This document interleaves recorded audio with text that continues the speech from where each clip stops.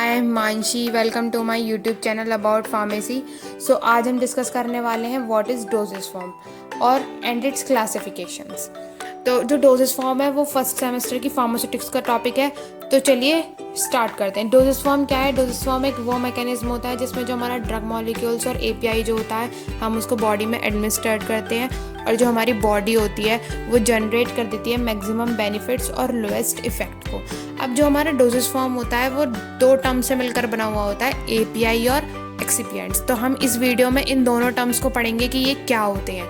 First है हमारा API. API क्या होता है? Active pharmaceutical ingredient. अब एक्टिव फार्मास्यूटिकल इंग्रेडिएंट क्या होता है? ये मेन पार्ट होता है मेडिसिन का, क्योंकि ये इफेक्ट प्रोड्यूस करता है। जिस भी डिसीज़ के लिए हम मेडिसिन ले रहे हैं और जो इफेक्ट हमारी बॉडी पर आएगा वो हमारा एपीआई की वजह से आएगा। ठीक है, तो it is a chemical compound use to treat, prevent and diagnose a disease. ठीक है, ये केमिकल कंपाउंड होता है जो यूज़ किया जाता है ट्रीट, प्रिवेंट और डायग्नोस करने के लिए किसी भी तरीके की डिसीज़ को। अब आता है हमारा सेकंड एक्सिपिएंट्स। एक्सिपिएंट्स क्या होते हैं? एक्सिपिएंट्स वो इनर्ट फार्मास्यूटिकल इंग्रेडिएंट होते हैं जो यूज़ करे जाते हैं ड्रग फॉर्मुलेशंस में। ठीक है, इट डज नॉट इंक्रीज और decrease the therapeutic effect of API. ये ना तो इंक्रीज करते हैं और ना ही डिक्रीज करते हैं किसी भी थेरेपेटिक इफेक्ट को एपीआई के। Got it?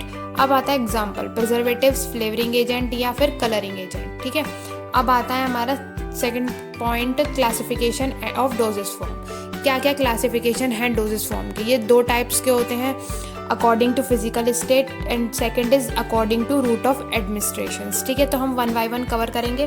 फर्स्ट है हमारा अकॉर्डिंग टू फिजिकल स्टेट। ये कितने टाइप्स में होता है? 4 टाइप्स में देखा गया है, सॉलिड, लिक्विड, सेमी सॉलिड और गैसियस। ठीक है, अब सॉलिड में भी हमारे 2 टाइप्स आते हैं, यूनिट डोजेस और बल्क डोजेस।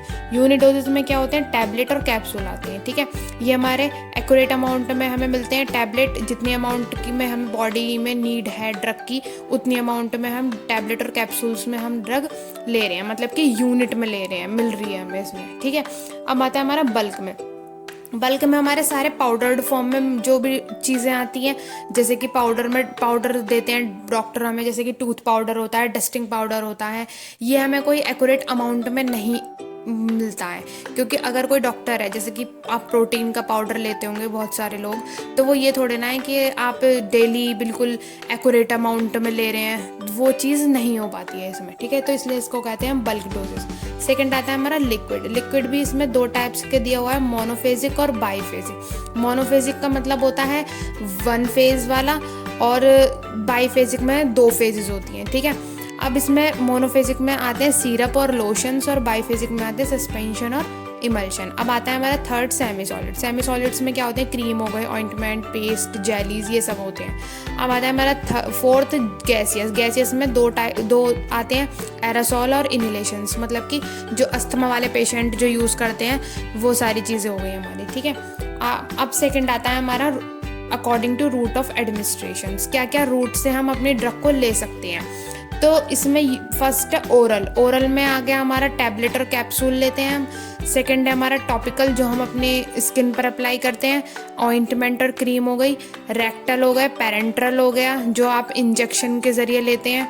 वजाइनल हो गया, ऑप्थेल्मिक हो गया, ऑप्थेल्मिक जो हमारी आई ड्रॉप्स वगैरह यूज़ होती हैं। नेज़ल जो हम नेज़ल ड्रॉप वगैरह यूज़ करते हैं, और ओटिक जो हमारी ईयर ड्रॉप वगैरह होती है।